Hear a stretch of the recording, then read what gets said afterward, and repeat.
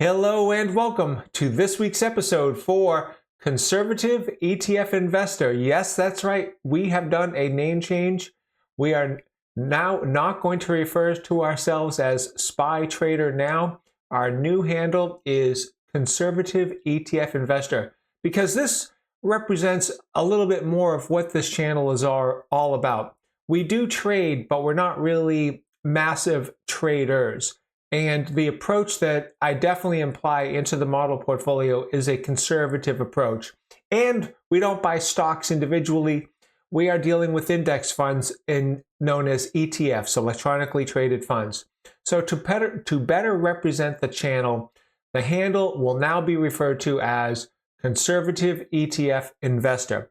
Hello and welcome. My name is Ken. I will be your host. Okay, now, the stock market strength color signal is red. The market is absolutely turning bearish. We'll go through that in this presentation. I'm going to show you exactly what is happening with the stock market. Now, I'm very happy to say that our portfolio is a very healthy 35.52% year to date. Comparing that to the S&P 500 buy and hold investor, whose portfolio is currently at 24.37%. 24.37% is a very healthy return in one calendar year for an index fund. But I'm very happy that we are beating that percentage by just about 11%. In today's video, we're going to do an intra-month video, which is shorter content than the full monthly videos at the end of each calendar month. This video is for retail investors / traders who want to beat the market. We do a deep dive into the technical analysis for the S&P 500. We not only show you the technical analysis, but we will show you exactly how we trade our model portfolio and share with you how we produce our decisions. This is very important for you traders out there who want to enhance your own skill sets. You get to get the perspective of a trader to see what my mindset is at and how I am trading the portfolio and the reasoning behind it. We're going to go over the Fed and last week's announcement. We're going to review last week's trades. We're going to show you the chart of the portfolio equity curve compared against the benchmark, the S&P 500. We're going to show you CNN Business Fear and Greed Index, go over seasonality, and do the market summation, closing thoughts on next trades. Let's move on. Okay, so what happened last week? This is the Fed Chair, Jerome Powell. The Fed chair announced, and we all knew that he wanted to cut 25 basis points. He made this announcement over here all the way in September 18th, after and right on the heels of the 50 basis point rate cut. That's when he said all these words right here. Part of that, he said that we're going to chart a course for 2 additional rate cuts this year. Well, there was number 1 right there, and there is number 2. December 18th, and that was what just happened this week, December 18th. So he promised on that delivery, but he changed his tone for the future. You'll notice down here, Jerome Powell on September 18th said, we're going to follow that up by 4 more rate cuts in 2025. Well, guess what happened? And December 18th, on the announcement, the Fed chair, Jerome Powell, said, you know what? I think we're really going to be looking at only 2 rate cuts in 2025. And of course, everything that I'm telling you is data dependent. If the data comes in hotter than expected, he's not going to give you the 2 rate cuts. He can only do what the market will allow him to do. I don't even know why he makes these announcements, as opposed to just saying, we'll do what the market tells us to do according to the data that we receive. But no, for some reason he wants to give these announcements, and the stock market gets hooked on these announcements, and they're like, we want our 2 rate cuts, we want our 4 rate cuts. So they did not like that, the words that came out of his mouth, and the market tanked after that. I'll show you the exact trading week in the chart in this video right here. So that is basically what happened last week and why there was so much volatility. Last week, the S&P 500 lost 1.83%. This is a 5-year duration candlestick chart for the S&P 500. Now, in this chart, and I've gone over this many times, but there's a rising wedge pattern with this pink line being support and this blue line being resistance.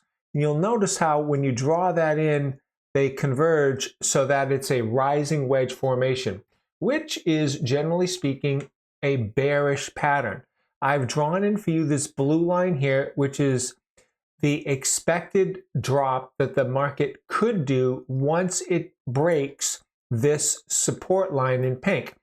This distance taken from here to here is the same distance taken from the height of the wedge to the low point of the wedge over here. That's how you make that calculation. So, but the market has been still, even though it dropped down, has still been exceptionally strong.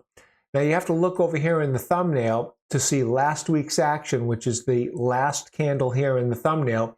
And you can see how much volatility that we had during the week.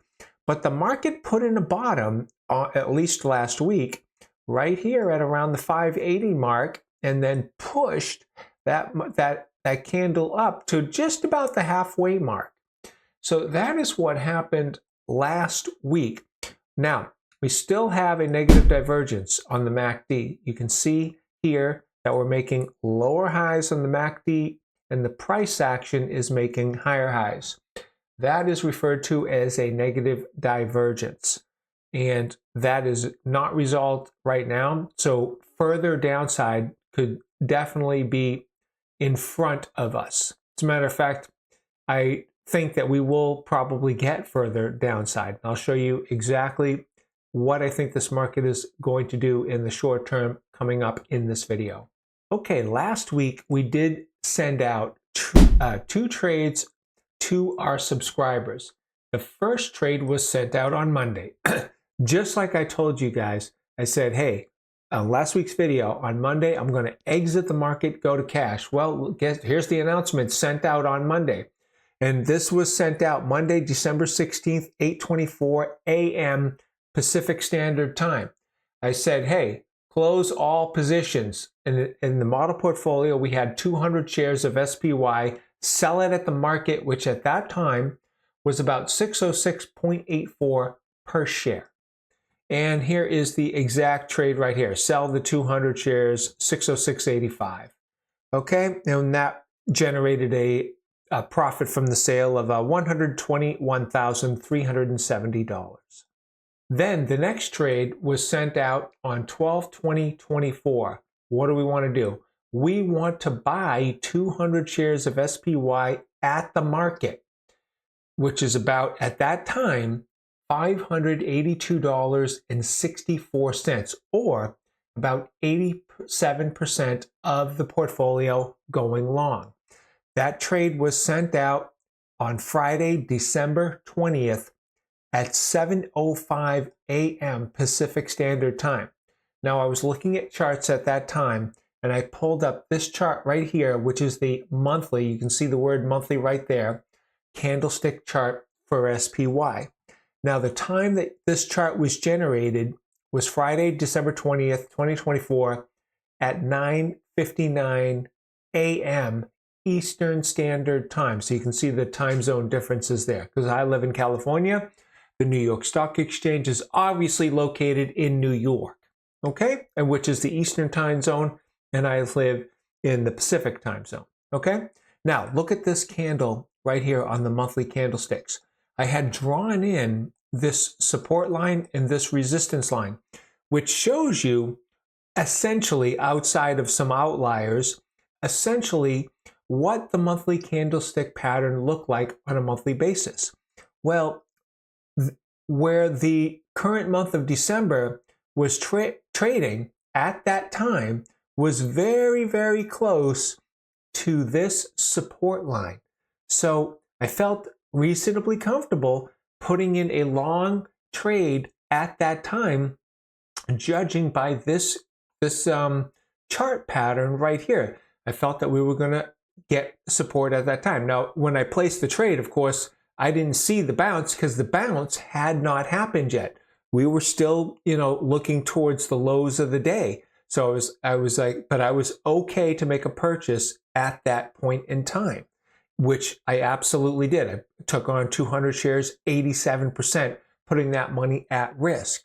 Okay, now we're going to look and dissect the trading week. Now, this is a 10-day candlestick chart for the S&P 500. And Friday's action is going to be here, Thursday, Wednesday, Tuesday, and Monday. Now you can see this day here on Wednesday, which was on this chart. I mean, you can see that body is just unbelievable. Okay, so this was the day where the Fed made the announcement. And this was the day that the market absolutely did not like that, and it tanked down. And I did not buy in on Wednesday. I said, you know what?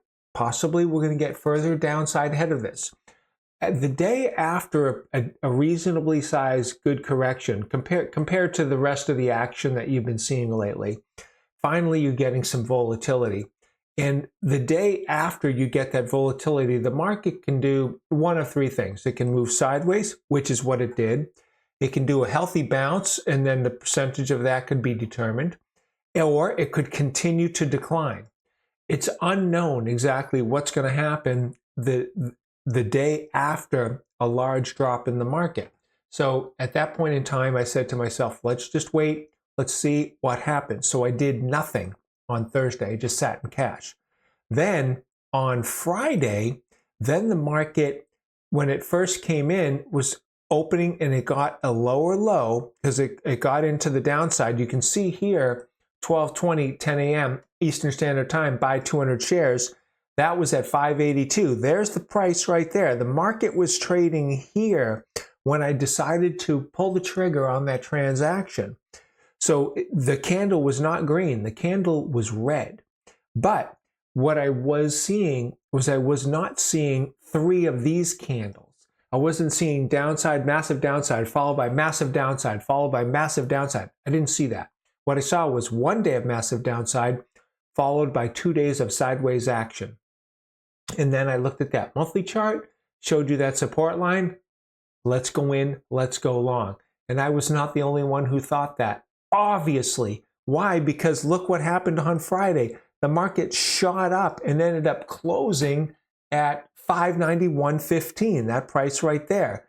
So it did not close at the highs of the day. It did back off. But still, one heck of a day, and it was a nice opening position for us to put in. Notice, no options, no leverage. Still, it's an unknown variable. You still have money at risk. Market is volatile. Okay, let's not put money into options at this time, but let's get back into this market. Let's see if we can get some bounce out of this market. Now, I'll continue to show you where I think this market is going to go in this video. Okay, here are our trades, or some of our trades, I should say, in 2024. And I've changed my website. It's no longer going to be the link for Spy Trader now. Now it's Conservative ETF Investor. There will be a link for it down below in the description. You can use that link if you want to see all my trades going back 3 years, or if you'd like to sign up for real-time trade alerts and become a member. Okay? Now, here is where on the 16th, we ended up closing out that trade that we took on the 11th. So we were only in the trade for 5 days. We did make a profit of $16 because the market bounced when I made the sale. I was willing to take a loss of at the time on Friday. It was going to be a loss of like $448 or something in that neighborhood.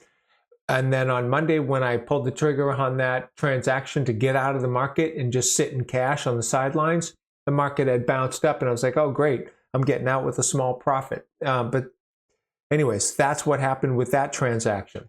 Now, the current transaction that we took on 12/20/24, current trading price $591.15. We are profitable in that trade by $1,702 adding to our portfolio, which was already a decent portfolio, but now that brings us up to 35.52% or 135,517. So we start the year off with $100,000 and then we build the year up from there. This year is almost over. In January, I'm going to plan on starting 4 new portfolios. The first portfolio is obviously going to be SPY, representing the S&P 500. We're going to do QQQ, representing the NASDAQ 100 as the second portfolio. IWM as the Russell 2000 small cap stocks. And then the fourth one is going to be a small account portfolio. So I've got an account where I've got approximately a little over $3,000 in. We're going to try to build that portfolio up with the option of purchasing any product I want to purchase, whether it be stock, options, ETFs, anything goes in that small account portfolio. Okay, so that's what I plan on doing coming up for 2025. If you want to see how I do this week after week, go ahead and hit that like button, subscribe to my channel, and ring that bell to be notified when I post a new video. Okay, here is our equity curve for 2024 year to date. Now we do a comparison analysis. We do a comparison against our model portfolio in blue against the benchmark of the S&P 500 in pink. I'll tell you right now, at the beginning of the year, I was way too conservative. The S&P 500 was continuing to advance and I didn't take on enough leverage. I was taking on very conservative trades at that time. We didn't lose money, but we didn't gain as much as the portfolio should have. Anyways, my own trading with this strategy got better throughout the year, and at this time we were at parity with the S&P 500. And then at this point over here, sometime in August, that's when we surpassed the S&P 500. And we have been we've stayed in that position for the remainder of the year. And then as of late, because I was able to predict that the market was due for a softening, and the buy and hold investor, they just sit there and they're buying and holding. They don't trade their portfolio. Well, they're absorbing that loss. I was able to sidestep that and benefit and then go up. 6-month chart for the S&P 500. It's a daily candlestick chart, and in here I've got my cycle brackets down here. This low right here representing that low. This low, that low. This low, that low. This low, that low. This low. Now this low here, I think is going to be this one as opposed to that one. So there's a couple of options here. Let's assume it's that one. That would be then that would be the more bearish scenario, because the market never really started to go higher. It went sideways and then collapsed down. That's a bearish scenario. If we want to go a little bit more bullish, this would be the low here, so that this cycle would be represented kind of like that. And now we're going to come up, and now who knows exactly how far we're going to go. Now, let's go through this and talk about this. Now, here you have a low. Here you have a higher low. The market comes up. It actually makes a higher high, but then comes down and comes down to here. Pretty much equal low to that low right there. So we want to pay attention to these lows and highs, because these are going to be the definitions for bull and bear markets. As an example, if I consider this to be a low and that to be a low, and this whole thing here to be one cycle, well then this cycle here is positively configured so that the next cycle is going to surpass the highs of the previous cycle. In this case, it did. You can see that that was a higher high.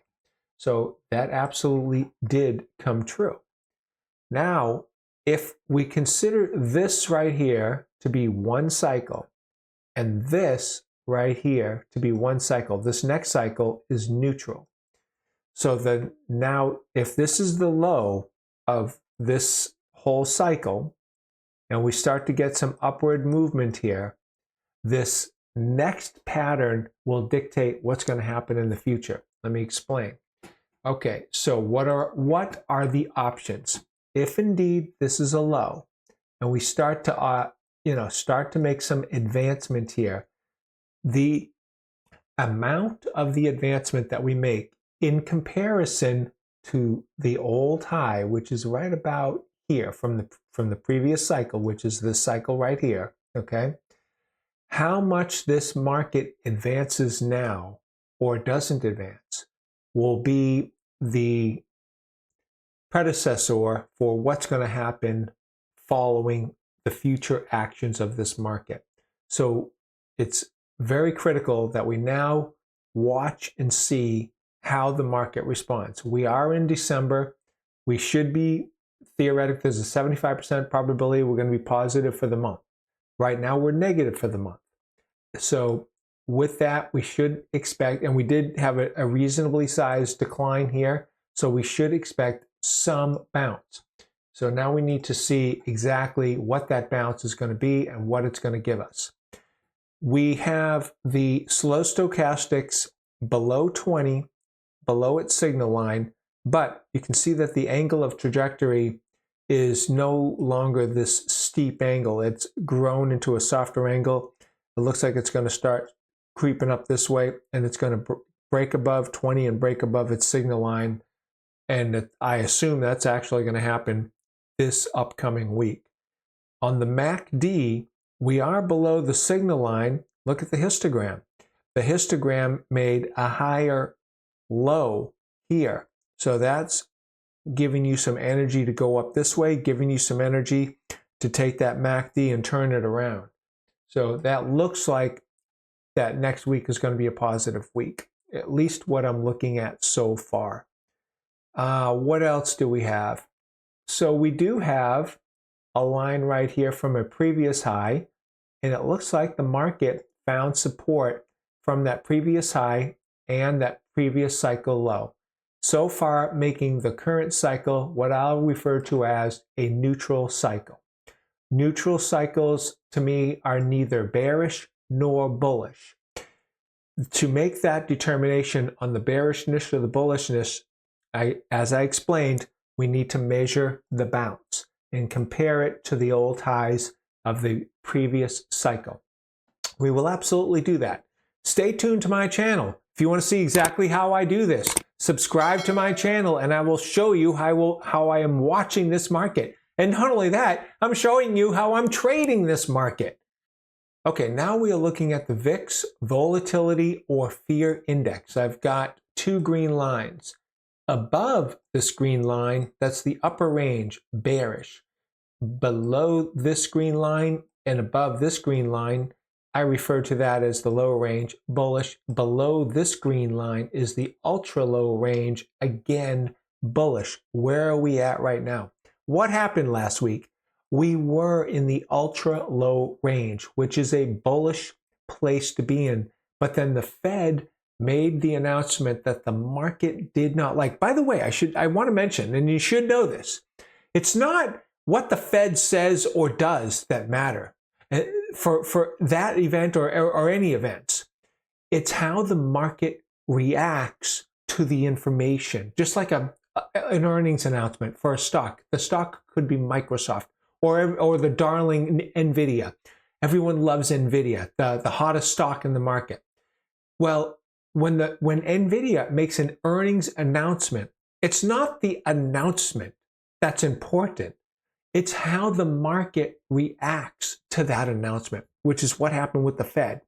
So when the Fed made the announcement, hey, here's your quarter point rate cut, but in 2025, I don't think we're going to be looking at 4 cuts, maybe 2 cuts. Well, the market does not like that because the market likes rate cuts. It likes easy money. It wants that easy money. So as the market dropped, the VIX, which works inversely as the market, you see, I got the S&P 500 in this blue line right here. There's your market drop right there as the Fed was giving the announcement. And what happened to the VIX? I mean, it just shot straight up. And that's exactly what happens when there's fear in the market. The VIX goes straight up. And what did it do? It surpassed this green line, taking us into the upper range, which is bearish. But then what happened was it shot up so far, so straight, and so high, so fast that it got to a point where it was overextended. And people who are those real traders that watch the market tick by tick, they knew that. They knew that was a great buying opportunity as opposed to a selling opportunity. So at that point in time, what did they do? They did buy. When they bought in, it drove that VIX, and it drove that VIX down. And on Friday, that was the best day. You can see that, especially here in the thumbnail. You see that very red candle on the VIX? Well, that was the up market for the S&P 500. So as the S&P 500 was traveling north, the VIX on Friday was traveling south. That was the same day I did my own personal trading, as I showed you in this video. Now, what else do you have happening here? You've got the the slow stochastics below its signal line traveling south. MACD has put in a top. You can see it here in the thumbnail, and it looks like it is going to be traveling south.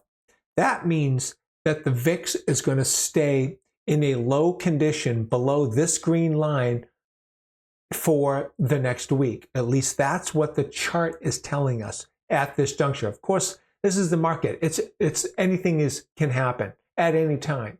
Then you need to be prepared for that. But what the information that I'm deriving from this chart is right now, we're okay to be long this market right now. Now, I want to take a moment to show you a slide of the bond market.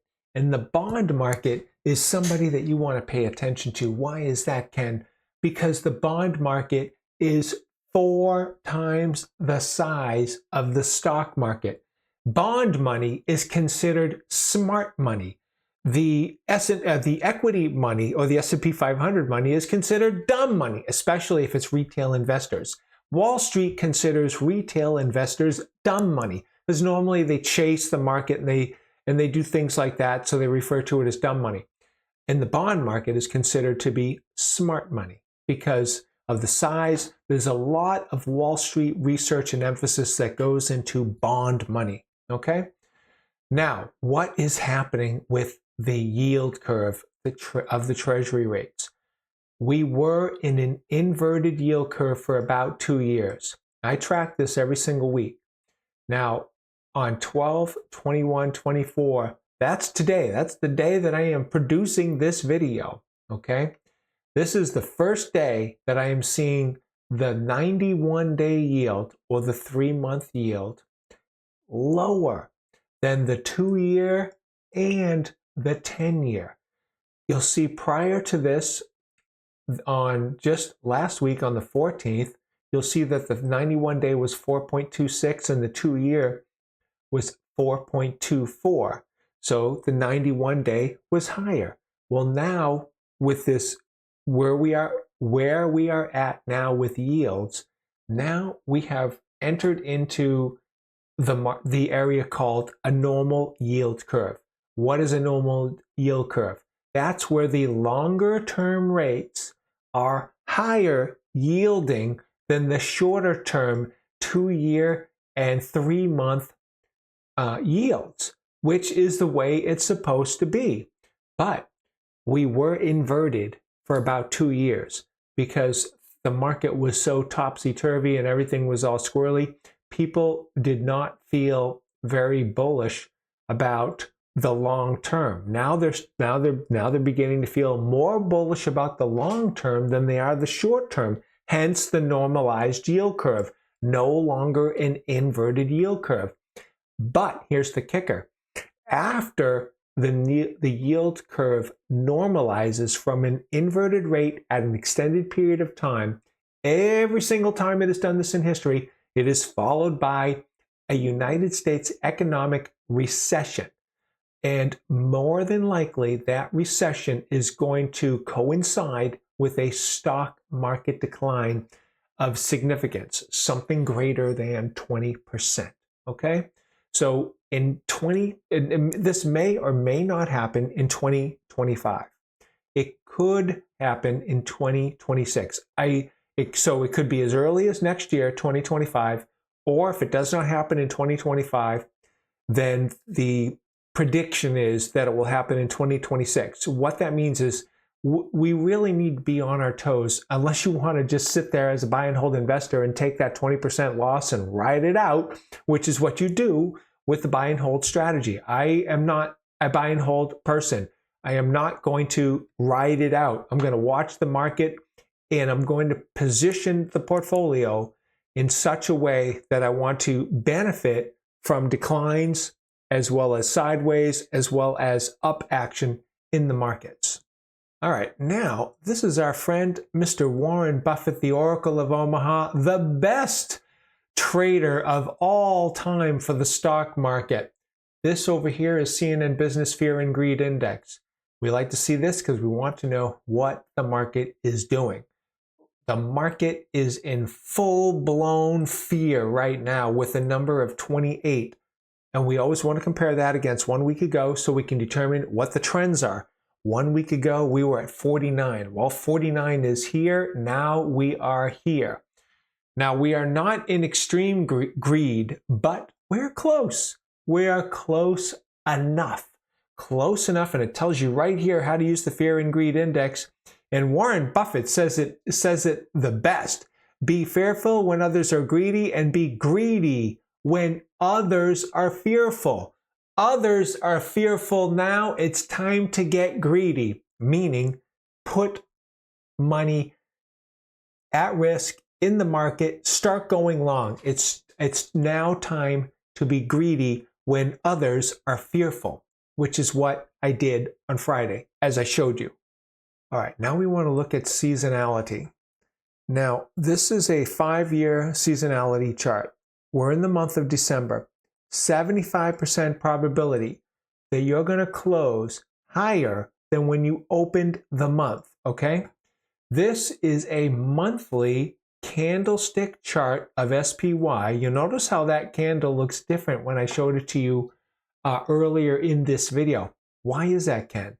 Because this was taken at the end of the trading day on Friday, December 20th, okay? So the other one was taken during trading hours, and that's why it gave you that time. This one, it doesn't give you the time because it's after the market is closed. So that is a closed candle so far for the month, and you'll notice that it is a red candle.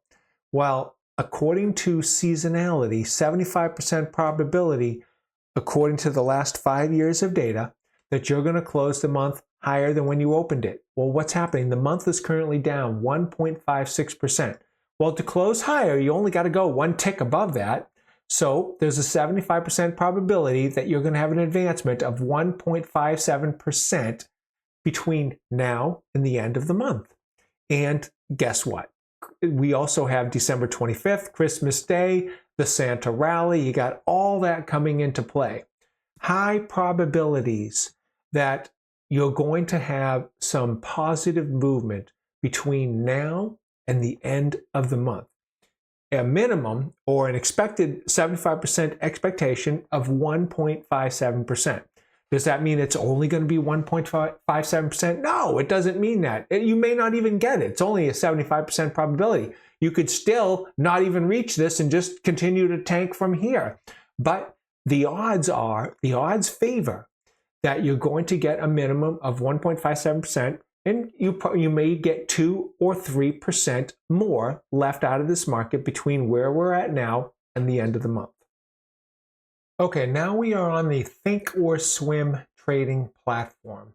This is the S&P 500 3-year weekly candlestick chart with standard deviations. +2, -2 in gold, +1, -1 in pink, and the 50% midway line is the dashed green line right there. You can see the wedge formation here very nicely in this chart pattern, and you can see the breakdown that just happened off of last week's action. Now, what I'm expecting, and I put this in here at 603.47 is when I'm going to be alerted, is I'm expecting the current, let me just get rid of that. The current price that where we are at right now, which is the bottom of that candlestick, I'm expecting that to come up and rise up. And at a minimum, tag the underside of this valid trend line. So I'm expecting it to come up. Now, more than likely, it's going to come up, tag it, get rejected off of it, and then come down. That's not a guarantee. It's a statistical probability, because the downward action that we had last week, quite frankly, wasn't enough. I'm expecting more downside action, something of more significance. As a matter of fact, I've got it drawn in here in the chart. You'll notice on this rising wedge pattern that I have here, you see that dotted line that I drew from the high point here to the low point here? Well, that line is the same line as here to here. And I have this line positioned in next week's trading bar.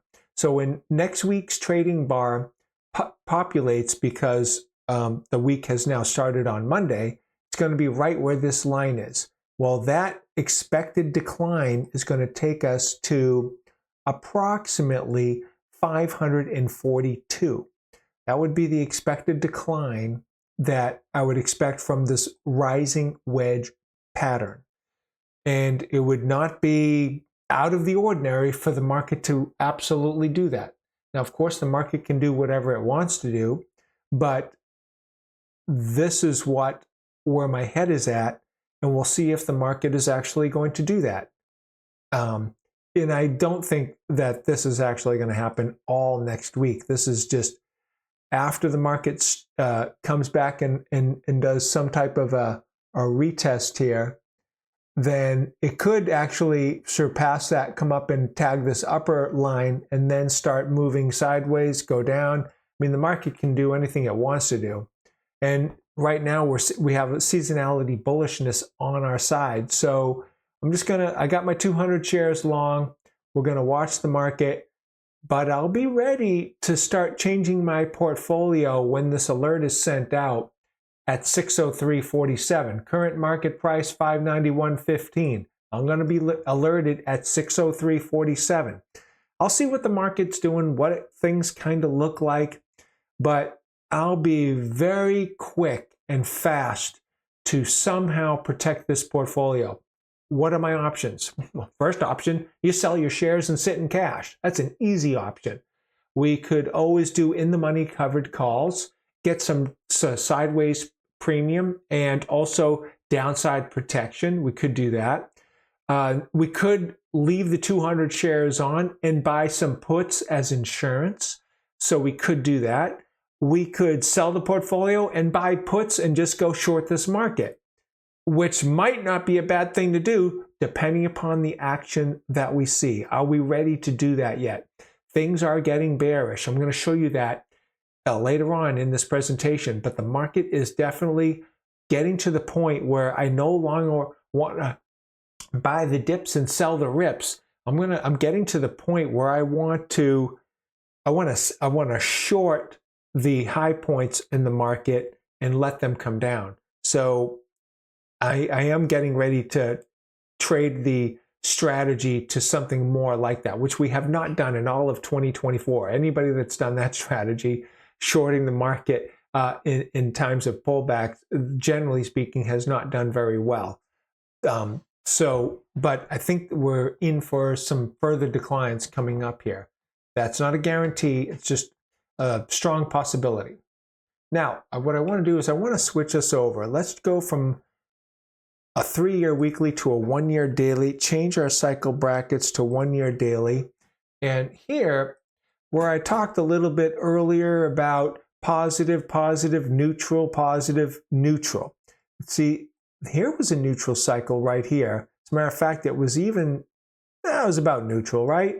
this cycle right here was about a neutral cycle. What happened to the cycle following that cycle? Well, that cycle was positive. So the current cycle that just happened, if indeed that is an official low, which I think it is, then this is going to be classified as a neutral cycle. Yes, it's a little bit lower, but it's close enough for my book to call it a neutral cycle. Again, I'm still going to measure the bounce. I'm still going to see exactly how far the bounce is, comparing it to those old highs from the previous cycle. We're going to see what this does. The more shallow this is, the more bearish the market is. The more stronger this is, and if it surpasses that, well, then that is completely bullish, and that my softening of the market theory is out the window, because we're making higher highs. If the market's going to make higher highs, well, then you go with the trend. The trend is your friend, as they say. So we'll see. We're going to measure this out. We're going to see where it takes us, but we need information. We need candles in order to figure that out. Okay, what else do you got going on here? Well, down at the bottom where the volume bars are, this here is the slow stochastics. You can see that it looks like it's clearly put in the bottom, getting ready to travel north. This is the MACD with the histogram right there. And the MACD has come down. The histogram, as I explained on a slide earlier in the presentation, looks like it's traveling sideways or slightly higher. So with that, we are going to be looking at the MACD to be putting in the bottom and then coming up. Okay, now I want to show you a spreadsheet that I created in an effort to determine the health of various asset classes. You can see here we've got equities, real estate, gold, silver, that's precious metals, as well as bonds and the emerging market and the world markets, excluding the United States. I wanted to get an idea of what is happening across various asset classes. Below that, we've got the 11 S&P 500 sectors. So we've got the S&P 500 up here with the asset classes, and we have the 11 sectors broken down here so we can do a little bit finer identification as far as where the strength is or the weakness and what is exactly happening. And what I do here, the information that this chart is filled with, it tells you right here what it is that I'm looking for and how I derive and fill the information of the chart.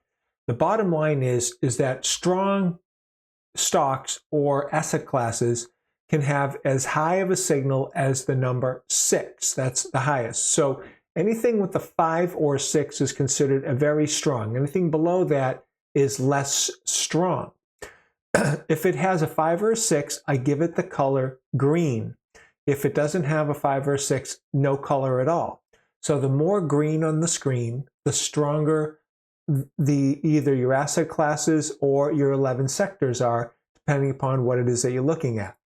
We want to compare the current reading, and we want to compare that to last week's reading. Now, when it comes to various asset classes, last week we were at 39. This week we're at 20. Well, that tells you right here, any number 35 and below is going to give you a red. Well, 20 is obviously below 35, hence the red signal. Hence, look at the trajectory. Things are looking not good for various asset classes. Now let's take a deeper dive into the 11 sectors. Last week, we were at 53, which we were at that time in a solid yellow condition. Now we're at 35. We are at the bottom end of the red identification number, but guess what? It's still red, okay? So we have gone from yellow to red. Now it's our first red. I would not be surprised for this market to come back up and at least be in the yellow. I'll be very surprised if it jumps back up and goes green. If it does go green, things are more bullish than I'm letting on, okay? And that we need to be more long this market. But right now, the number is red. I'm expecting it to get back into the yellow because you can see that we're right at the transition from a red to a yellow at 35. You only need one tick to be a yellow. And there's some strength coming back into the market. I'm expecting next week to be a positive week. It's going to be very easy for this market to get back to a yellow. And we're already long the market.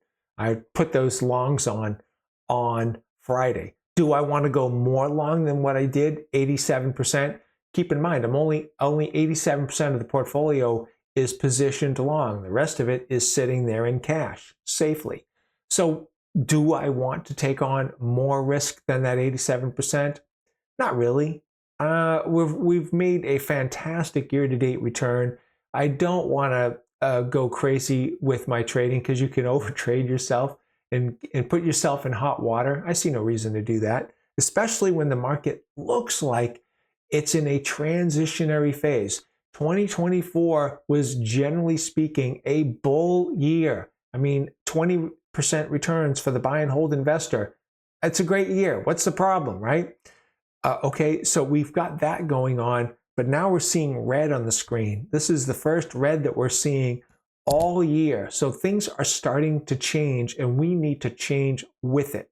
And I'm explaining to you what I plan on doing, where my strategy focus is going to be in 2025. Of course, if things start turning around and we start seeing more greens and the market starts making higher highs, all what I'm telling you goes out the window. We go with the flow and we start going and staying long the market. That's it. So we're not going to try to fight the trend, but this is what the information is telling me so far. Okay, so we do have a holiday coming up. The New York Stock Exchange, NYSE, is going to observe Wednesday, December 25th, Christmas Day. Market will be closed for that day. Okay, that is going to take us to the conclusion of this video. December 21st, 2024, the market summation, according to me, Ken, your friendly host for Conservative ETF Investor. The market is deteriorating, as noted by the red on the strength signal, right there, and I gave it to you in the beginning of this video. We got a drop after the Fed announcement of only 2 rate cuts in 2025. Asset classes and the S&P 500 sectors are losing strength. I showed you that. I am expecting a bounce of about 2% and then further downside. Now, even though I'm expecting it, doesn't mean it's absolutely going to happen. December, you have seasonality bullish, and I am trading to have the odds with me. So I showed you the seasonality and the 75% probabilities. But even though I am saying what I think is going to happen, the market is an 800-pound gorilla.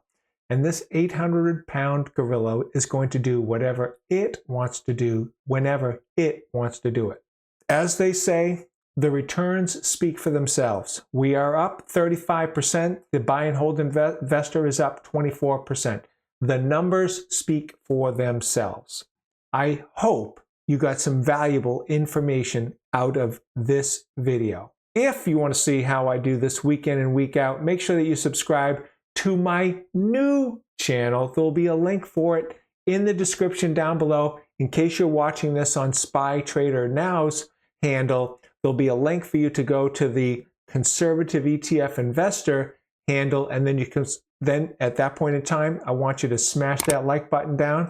I want you to subscribe to my channel and ring that bell. I thank you and wish you good trading.